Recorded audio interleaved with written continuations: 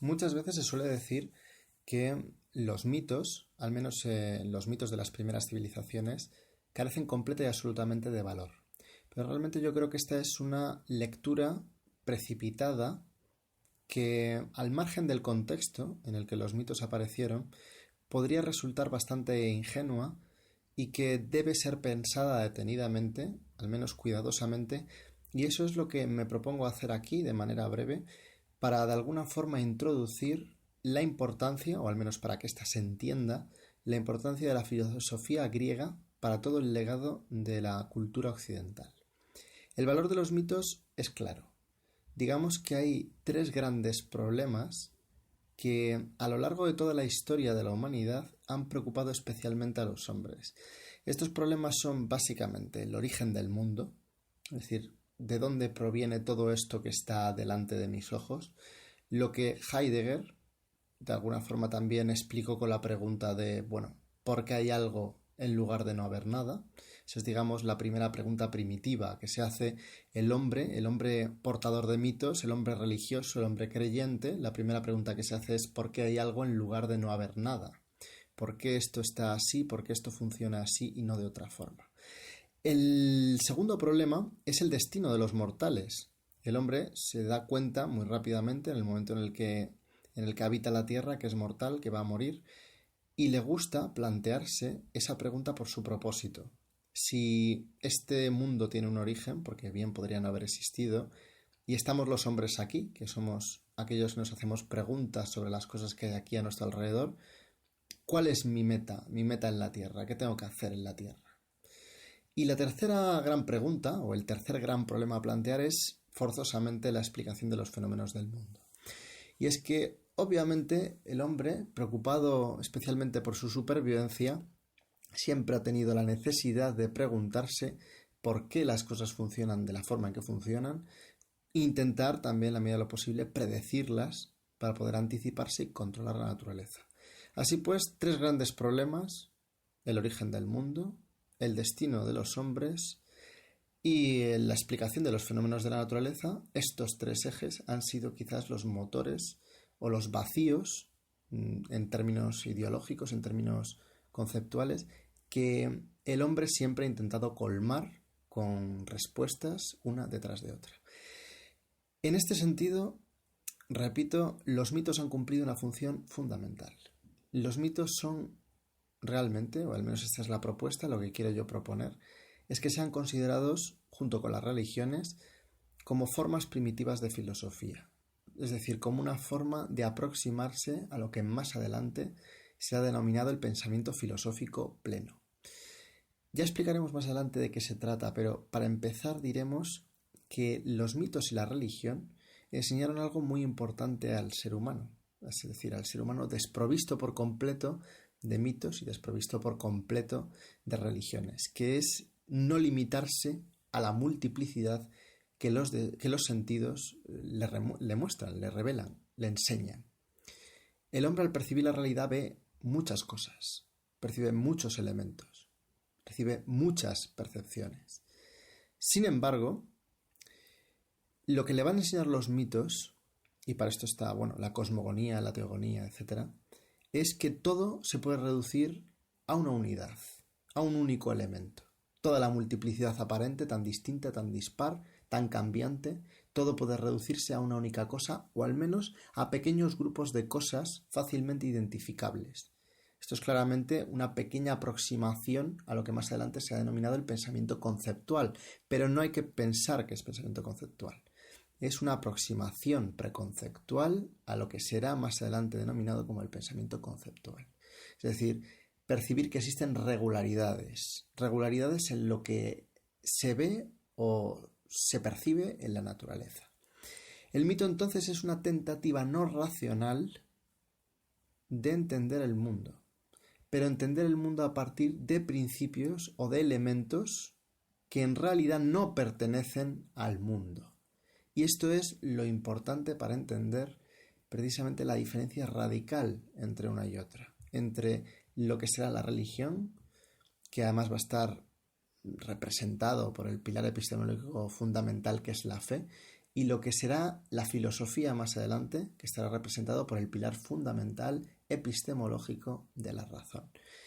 Entonces, ¿cuál es también la finalidad más importante de la religión? ¿Cuál es la finalidad más importante de la fe? Aparte de estas primeras tentativas para intentar sobrevivir, para intentar controlar el mundo. Lo vemos si analizamos detenidamente las civilizaciones del pasado. Nosotros no lo vamos a hacer porque nos llevaría demasiado tiempo, pero es claro, es evidente, que la religión además cumple una función social y política fundamental. La religión está ligada a la casta en sentido aristocrático, es decir, a la clase dominante de una sociedad. Esto es muy claro en la civilización egipcia. La religión está vinculada a los grandes faraones, vinculado a la clase sacerdotal, lo mismo en Mesopotamia y, por qué no decirlo también, la civilización oriental también es bastante clara esta vinculación de los grandes hombres de las civilizaciones, entendido como no como los genios o como los sabios, sino como los grandes líderes de la sociedad, ligada por completo a las religiones. Ha habido muy pocas religiones verdaderamente antipoder. Muchas veces se han utilizado siempre las religiones como instrumentos del poder. Y es en la civilización helénica donde va a acontecer un milagro importante y de difícil comprensión si lo aislamos del contexto general en el que se movían las civilizaciones antes. Porque claro, las civilizaciones estaban movidas por la religión, se movían por la fe. Y la civilización helénica, la civilización griega, si bien va a beber de todas estas civilizaciones, va a aportar algo tremendamente original. Y es lo que se puede definir, si se quiere, que se puede definir de muchas maneras, pero es el espíritu apolíneo. El espíritu dionisiaco es la herencia directa que va a recibir sobre todo, por ejemplo, la civilización egipcia, de los mitos de Isis, de Osiris, de la gran tradición orgística, órfica, de ciertas reuniones basadas en el placer, en la inducción de la locura, en mitos que tienen que ver mucho con el origen y la creación del universo desde concepciones espiritualistas, pero esta concepción, digamos, dionisiaca, que roza lo heroico, lo pasional, lo absurdo, lo irracional, va a ir poco a poco cediendo el terreno al verdadero espíritu apolíneo, que es la auténtica y más genuina creación del espíritu y del legado griego. Y es por eso por lo que el espíritu apolíneo, este deseo de perfección, de virtud, de orden, de armonía, va a representar, dado que en ninguna otra civilización se ha visto tal cosa, el auténtico y verdadero legado identitario de Occidente. Y decir esto es verdaderamente decir una tesis muy, muy, muy fuerte. Otra forma de expresar esto, es decir, el paso de lo dionisíaco a lo apolíneo, es el paso del mito al logos, que tan tradicionalmente se ha explicado, al menos en los manuales de filosofía, como este paso de lo preconceptual a lo conceptual o este paso de la fe a la razón. Es lo mismo, forma parte de lo mismo. Y es el mismo paso también de la religión a la filosofía. Por eso es correcto decir, y yo creo que además debería quedar bien claro desde el principio, que la filosofía es única y exclusivamente un descubrimiento griego. La filosofía no existe en ninguna otra civilización, la ciencia no existe en ninguna otra civilización, tanto la filosofía como la ciencia formaron parte de la tradición griega, y si otras civilizaciones tienen filosofía y ciencia en la actualidad, es porque la importaron directamente de la sabiduría que llegaron a compilar, a crear los grandes pensadores griegos. El asunto, y esto es lo que tiene que quedar bastante claro, es que este proceso del paso del mito al logos no se llevó de la noche a la mañana. No fue en un momento concreto con un pensador en particular o con una obra en particular que tal cosa se hizo posible, sino que más bien se trata de un proceso muy largo, muy costoso, muchas veces en contra de la propia intuición, muchas veces también con ciertas intuiciones sorprendentes y brillantes, que han ido poco a poco bordeando toda esta temática que es la de la formación o el entendimiento de lo que es un concepto, y esto es lo que después de mucho tiempo, porque verdaderamente esto va a durar mucho tiempo, va a ser un proceso muy largo, desde el siglo VII a.C. hasta aproximadamente bien entrado el siglo IV a.C. Es un proceso muy largo, muy costoso, son muchos años, muchas mentes pensando, hasta que la filosofía verdaderamente se puede decir que ha nacido con una identidad propia, con una conciencia propia, y que no se hace filosofía por accidente, sino que se hace con conocimiento de causa. Y esto es importantísimo. Así que vamos a tener, en resumen, que anticipará futuros audios que vayamos a poner al respecto. Tenemos unos primeros pensadores que harán cierto tanteo hacia el mundo de los conceptos, pero de una manera burda, de una manera tosca, de una manera poco elegante, poco cognitivamente eficiente. Pero, sin embargo, van a plantear una serie de problemas que van a ser genuinamente filosóficos, problemas que jamás se habían planteado desde el punto de vista de la religión o que al menos no se habían abordado de una manera racional.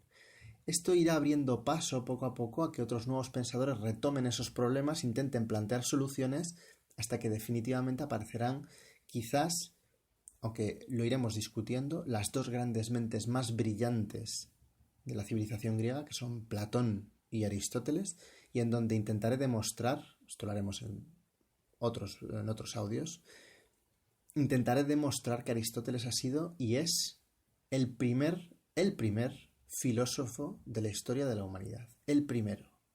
Los anteriores son tentativas, son aproximaciones, pero el primer filósofo, el verdadero representante del espíritu apolíneo, real, va a ser el gran Aristóteles. Pues nos falta solamente, para concluir, que es explicar al menos qué es la filosofía. Porque claro, hemos dicho que es algo distinto de la religión y hemos dicho también que es algo que no se da en otras civilizaciones. Entonces, ¿qué es la filosofía? La filosofía etimológicamente se ha descrito como el amor a la sabiduría. Es una expresión bastante bonita, por otra parte, el amor a la sabiduría. Pero ¿qué es la sabiduría? En sí, ¿qué es la sabiduría? La sabiduría lo describe muy bien Aristóteles. Dice que es el conocimiento de las causas y de los principios del conocimiento, es decir, del saber acumulado a partir de las percepciones y a partir de las sensaciones. Es decir, que no es simplemente la captación de una regularidad experiencial o de una regularidad técnica, o práctica incluso, sino que se trata de un conocimiento dirigido por la razón, consciente de sí mismo, hacia esas percepciones captadas, hacia esas regularidades prácticas, técnicas, perceptivas captadas, con el fin de configurar un sistema que explique las causas y principios que rigen el funcionamiento o la forma de ser o de comportarse de la realidad toda. Es decir, que la filosofía es una ciencia de lo real, pero de lo real no en tanto que cualquier otra cosa, sino en tanto que lo real, es decir, de la totalidad de lo real, o de otra forma, la ciencia del ser o la ciencia de la existencia. Entonces, claro, ya lo podemos entender, después de todo lo que hemos desarrollado, más claramente cuál es el auténtico sentido de lo que es la filosofía.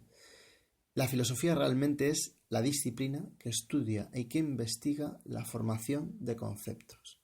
Cómo se forman, cómo se validan y cómo se aplican a los problemas reales de la realidad. Los conceptos entonces están ligados a la realidad, ligados a la cotidianidad, ligados a lo más natural, a lo más cercano al hombre, a lo que verdaderamente preocupa al hombre. Y esta es la clave que yo creo que debe guiarnos en la descripción de toda la historia de la filosofía griega. Y es entender cómo esta historia ha sido el proceso, repito, lento, difícil, complejo, con idas y venidas, con intuiciones sorprendentes, con chapuzas filosóficas, con conceptos que realmente no son conceptos, con aproximaciones hacia lo que realmente son los conceptos y que van a culminar de manera grandiosa en la gran filosofía de Aristóteles.